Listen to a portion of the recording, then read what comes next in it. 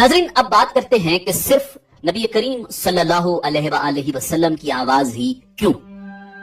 1400 सालों में हर किस्म की आवाजें पैदा हुई होंगी, वो सब ही फिजा में कैद हुई होंगी।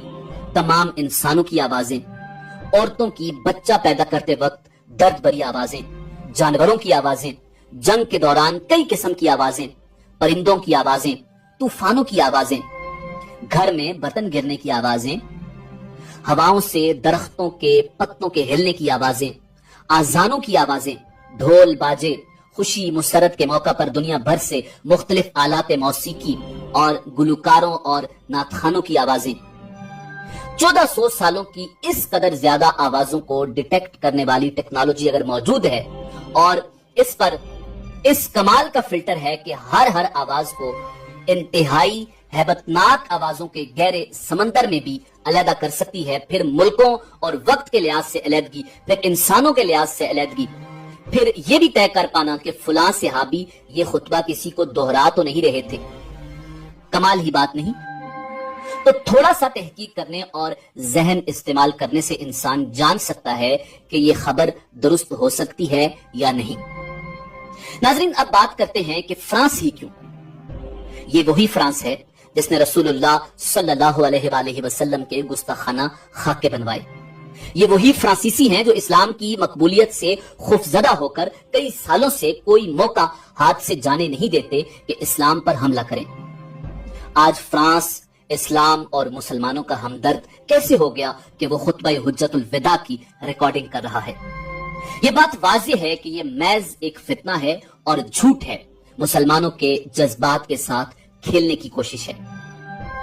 फ्रांस की जानिब से पैगंबर इस्लाम के मुतनाज़े खाकों की अशात और फ्रांसीसी सदर के मजहब इस्लाम से मुताल्लिक बयानात के बाद क्या ऐसा मुमकिन है? बिल्कुल नहीं। लिहाजा ये बात बिल्कुल झूठ है कि ऐसा कुछ होगा कि हम सरकार मदीना सल्लल्लाहु अलैहि वसल्लम की आवाज सुन सकेंगे।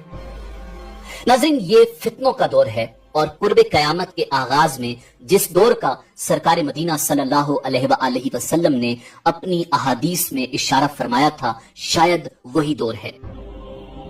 हजरत अनस बिन मालिक रजी अल्लाह तआला अन्हु से रिवायत है, हुजूर नबी करीम सल्लल्लाहु अलैहि वसल्लम ने फरमाया, दज्जाल के खुरूज से चंद साल पहले धोखा और फरेब आम हो जाएगा, सच को झूठ बनाया जाएगा और झूठ को सच बनाया जाएगा, खयानत करने वाले को ईमानदार और ईमानदार को खयानत करने वाला बना दिया जाएगा और उनमें रोवेब्जा बात करेंगे। रोवेब्जा घटिया और फासिक व फाजिर लोगों को कहा जाता है और वो लोगों के आम मामलात में बोला करेंगे।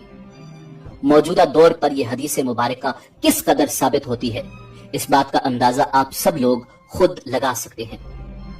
नाम निहाद मजहब दुनिया के झूठों को पढ़े लिखे भी सच मानते हैं और अगर इन झूठों पर किताब लिखी जाए तो शायद लिखने वाला अपनी कज़ा को पहुंच जाए, लेकिन ये झूठ खत्म ना हो।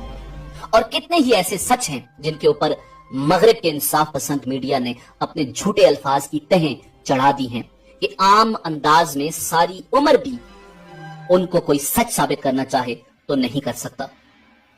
इसी तरह यह भी मजहब के नाम निहाद लोगों का एक झूठ है और मुसलमानों के जज्बात के साथ खेलने की कोशिश है कि रसूलुल्लाह सल्लल्लाहु अलैहि वसल्लम की आवाज आपको सुनाई जाएगी।